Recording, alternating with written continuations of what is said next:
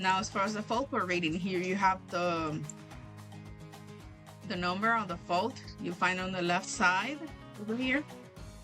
And then you'll find the description on the fault and some freeze frame data. That means when the fault happened, the current state. Also on this, in the question mark, you have more information related to that particular fault. For example, the throttle position sensor, there's an over voltage. So it takes you directly to the component. We're gonna click here and you'll find the technical data available to that part. So there's a picture on the part, an image, and also the values related. It takes you also directly to the display measurements.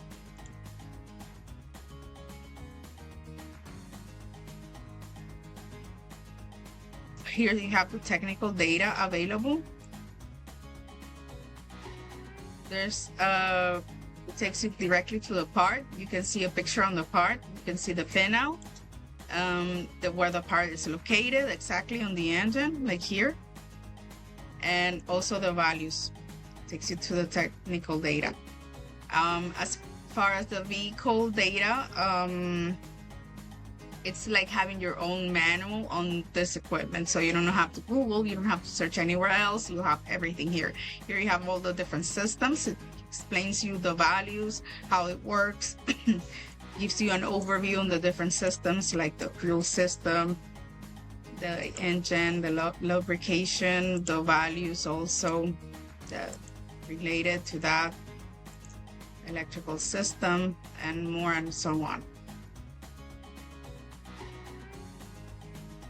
You can actuate components like fuel injectors, ignition coils, warning buzzers, tachometer, control valve.